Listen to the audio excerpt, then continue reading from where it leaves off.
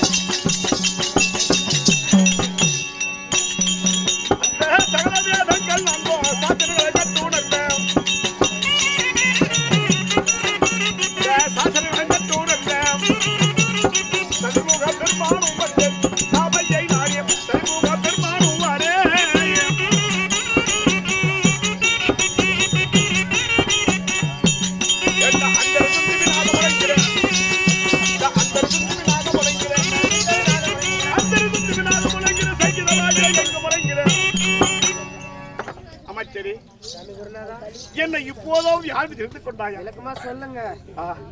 நான் விளக்கமாவா சொன்னா நீ உண்டமாவா பிசுக்கு போடுவேன். நான் விளக்கமாக சொல்கிறேன், நீ செவி கொடுத்து கேட்க வேண்டும். இந்த அகிலம் உலகம், இந்த அகில உலகம் என்றா உலகமே பார் என்றால் இந்த உலகம்.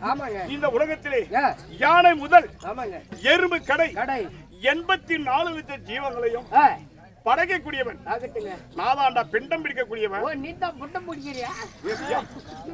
என்னிடத்தில் அகரவார்த்தை பேசக்கூடாது. பிண்டம் என்றால் உயிர் இல்லாமல் உன்னை போல ஒரு ஆண்மகன் ஒரு பெண்மகன். ஆடு இப்படி இருக்க வேண்டும், மாடு இப்படி இருக்க வேண்டும், ஈ இப்படி இருக்க வேண்டும், எறும்பு இப்படி இருக்க வேண்டும் என்று அதை பிண்டம் என்றால் ஒரு உருவாக்கக்கூடியவன். உயிர் உடலை உருவாக்கக்கூடியவன். இப்படி யானை முதல் எறும்புக்கடை 84 லட்சம் ஜீவங்களையும் படைக்கக்கூடிய வேலை எனக்கு. மந்திரியாரே, நான் படைக்க கடவுளாக இருந்தாலும் உயிர் கொடுப்பவன் யார்? அதாவது கைலகிரி ஆண்டு வரக்கூடிய சிவபெருமான் உயிர் கொடுத்து கேட்ட வரங்களையும் கொடுப்பவன். மந்திரியாரே, அப்படி இருந்த போதிலும் என்னுடைய பெயரோ படைக்கும் கடவுள் பிரம்மதேவன் சொல்லிவிட்டேன். ஆமாங்க. நான் எப்படி பிறந்தேன் சொல்லுங்க. என்னை பெற்ற தாய் யாரு? 10 மாதம் 300 நாள் 18,000 தசநாயகை தன் அங்கத்திலே வைத்து பெற்றார்களே என் தாய் தந்தைகள். உங்களுக்கு தெரியுமா? சொன்னா தெரியும். அதை தெரிவிக்கிறேன். என்ன நாராயணா நீ தேடித்த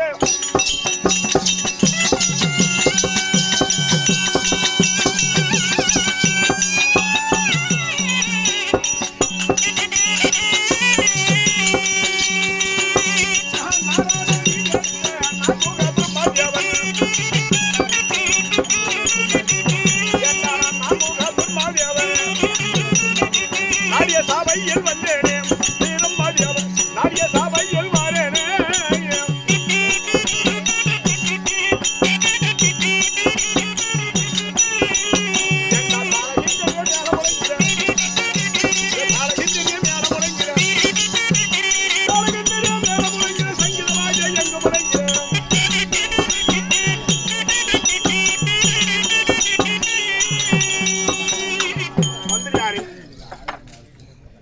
பெயரோ நான் முகம் படைத்த பிரம்மன்.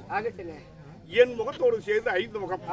எப்படி என்றால் திரிதா யுகம் முடிந்து கிரிதா யுகத்தை எப்படி நாம் உருவாக்கலாம் என்று சொல்லி இந்த பார்க்கடலின் மேலே பள்ளி கொண்டிருந்த என் தந்தையாராக ஸ்ரீமந்த நாராயணன் இந்த உலகத்தை நாம் எப்படி படைப்பது, மனிதர்களை படைத்தால் அவருக்கு உணவு என்ன செய்வது, இல்ல ஆடு மாடுகளை படைத்தால் அதுக்கு என்ன உணவு செய்வது அப்படின்னு தன் வாய் மேல கை வைத்து மூக்கு மேல விரல வைத்து அப்படியே யோசனை செய்து கொண்டிருந்தாலும் அந்த பார்க்கடலில் பள்ளி கொண்டு ஆதிசேஷங்களே தலை வைத்து படைத்துக் கொண்டு அப்போது மடமடமடவ என்று இந்த தொப்புள் உந்தி என்று சொல்லப்பட்ட தொப்புள் வழியாக ஒரு தாமரை கொடி ஓடி அதுல ஒரு தாமரை மலர் உண்டாகி அதுல 4 முகம் பிரம்மன் பிறந்து எப்படி ரிக்கு யஜுர் சாமம் அதர்வனம் வேதம் என்று சொல்லப்பட்ட 4 வேதங்களும் 4 முகமாக எனக்கு ஒரு முகம் 5 முகமாக நான் பிறந்தேன்.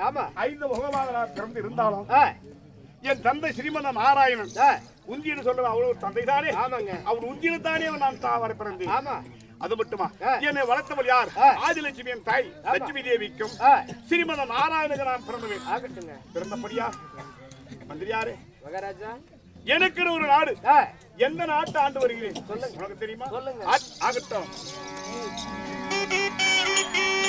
என்ன சக்தியா லோகவாசன்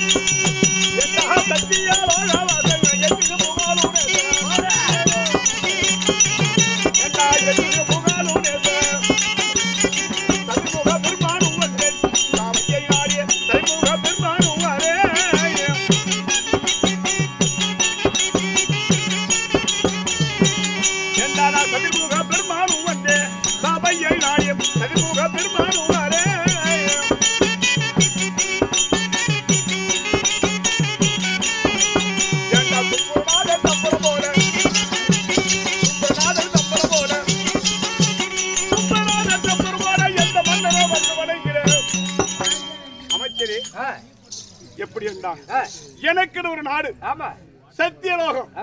சத்தியலோகத்தை நீதி நேர்மையில் ஆட்சி புரிந்து வரக்கூடிய என்னுடைய பெயரோ சதுர்முக பிரம்மன்.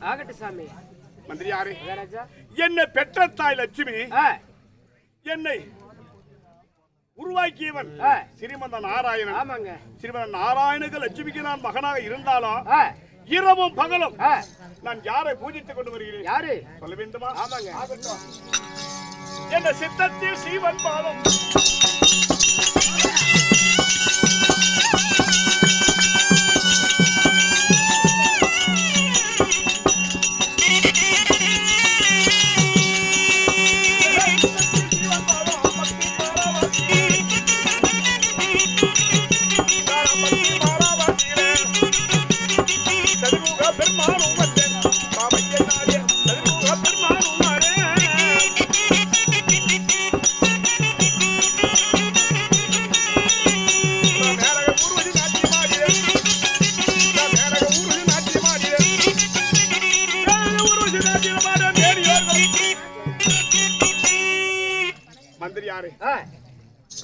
எப்படி என்றால் என்ன சொன்னப்ப எனக்குடு நாடு. ஆமாங்க. ஆமா, எனக்குடு சத்தியலோகம். ஆமா. அது மட்டுமா, நான் இரவு பகலும் யாரை பூஜித்து வருகிறேன்? யாரு? இங்க இருக்கிறவங்க போப்பு பலிசேஸ்வரன் வணங்குறாங்க. அதே போலவே நான் அல்லும் பகலுமாக யாரை நீத்து வருகிறேன்? 2011 நேத்திரப்படுத்த சிவபெருமானை கோரினான். ஆகட்டுங்க. 2 நேரம் பூஜித்து வருகிறேன். அப்படின்ற போதிலும் எனக்கு திருமணமாகி இருக்கிறது. கல்யாணம் ஆயிடுச்சு. ஆமாடா. ஆகட்டுங்க. தெரியாதா? தெரியல. தெரிஞ்சு நாடோ படைக்கும் கடவுள். யானை முதல் எருமைக்கடை 84 லட்சம் ஜீவங்களையும் படைக்கும் கடவுள். எனக்கு மனைவி எப்பேற்பட்டது தெரியுமா? என்னுடைய மனைவி சரி உடுவட்டிலே சொல்ல பொண்டாட்டிடா, போனதாட்டி எல்லாம் பொண்டாட்டி.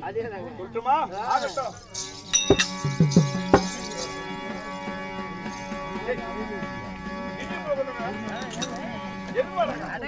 இந்த கல்விக்கார செய்யான கவல கோலை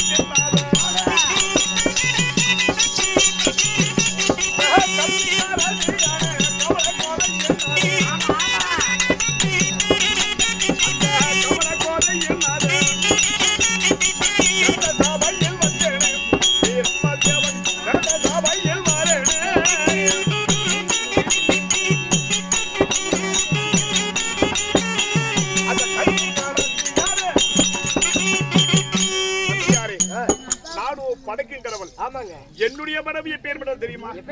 இந்த ஆயக்கலை 64க்கு தலைவி. என் மனைவி இல்ல விட்டால் பேச்சே வராது பையன், நீ ஊமைதான் இருப்பேன்.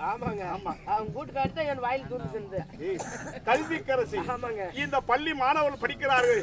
எத்தனை பேரை படிச்சாலும் படிப்பு யாராவது இந்த நாவுல போய் என்னுடைய மனைவி சரஸ்வதி அமர்ந்தால்தான் இந்த மக்களுக்கும் வாய் பேசுவார். மகாராஜா கூட்டுக்காரி வராது போது நானு 1வதுல 9 வருஷம் படிச்சிருக்கேன்.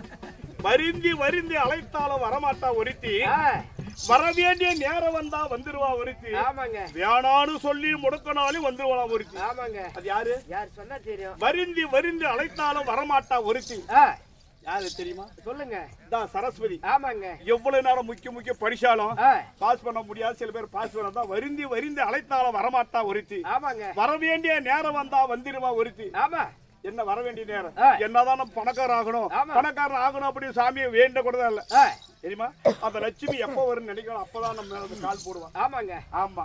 வரமானான்னு வேணாசாமி வரமானான்னு கும்பிட்ட கூட நேரம் திடீர்னு அவதான் வருவான். யாரு? அவதான் மூதியை பட்டுக்காரங்க பத்தியா? இப்ப ஏற்பட்ட கதையை கூட கேட்க முடியாது. ஆமா. இல்ல இதெல்லாம் கேட்டு போய் காலையில சொல்றது வேணான்னு சொன்ன கூட அவன் கால் போட்டுருவான். அதான் மூதேவி. அது என்னது கேக்குறீங்க மகாராஜா? இப்படி எல்லாம் போய் என்ன கோயில்? பசேஸ்வரம் கோயில். ஆமா. அந்த பசேஸ்வரம் கோயிலுக்கு ராத்திரி ஆட்டத்துக்கு போனே ராத்திரி என்ன நாடகம் ஆடினாங்க அப்படின்னு பக்கத்துல கேட்பாங்க. இந்த போற வழியில இந்த தூங்கி எழுந்து போது பாரு 4 மணிக்கு சாடி போறாங்க பாரு. அவங்க சாடி போறாங்க, வீட்டு வாசல்ல சாடி தெளிப்பாங்க. அதை சொல்றாங்க சாடி போட போறாங்களாம். அந்த ஆட்டத்துக்கு வராதாம ஒரு அம்மா கேட்காங்க வீதியில, ஏமா ராத்திரிக்கெல்லாம் ஆட்டம் போய் பாத்துனுங்க, என்னம்மா ஆட்டம் ஆடினாங்கன்னு. இந்த தூங்கி எழுந்து போனாமா சொல்லும், அது என்ன என் பூஜை ஆட்டம் ஆடினாங்க. ஏதோ என்ன கூத்தாட்டமா சொல்லி நீ ஏன்டா அப்படி தப்புத்தமா பேசுற? அந்த மாதிரி அவ விடியா வரையும் பார்த்தானே நாடகம் நல்லா இருக்கு சொல்ல மாட்டான். இவனுக்கு ஒரு அங்கலாப்பு எல்லாம் நம்மள விட்டுட்டு போயிடுவாங்க. இவ பின்னாடி தூக்கிட்டு எழுதி அசா துணி எடுத்து சுத்தி முத்தி போய் யாரும் காணும். துணியா பாயில எடுத்து கம்பௌண்ட் வச்சு வேகமா போகும்போது கேட்டா அவளை போகிறதுக்குமா? அதே அப்படி சொல்லிட்டு போறது. சரி அப்படியே சொல்ல மாட்டாங்க. இப்போது நான் சொல்லிக் கொண்டிருந்தால் நேரம் ஆகாது. நான் வந்து நேரம் வாழப்படியால் இந்த தினத்திலே அசுரர்கள் ஆர்ப்பாட்டம் பயில நான் தேவலோகத்துக்கு போக வேண்டிய நேரமில்லை. என் மனைவியாகிய சரஸ்வதியை வரவழைத்து மேடை அலங்கரித்து நாங்கள் சரச சல்லபா வாழணும். சீக்கிரம் நீனும் பஞ்சனி போலான்னு பாக்குறேன். ஒரு ஆண்மகன் இருந்தால் உப்புக்கார சாப்பிடத்தானே? உப்புக்கார சாப்பிடறதுக்கு அந்த உணர்வு இருக்கும். ஆமா. சரி ஓடி சென்று என் மனைவி சரஸ்வதி இருக்கிறார். நான் அழைத்து பார்க்கலாம். ஆகட்டும்.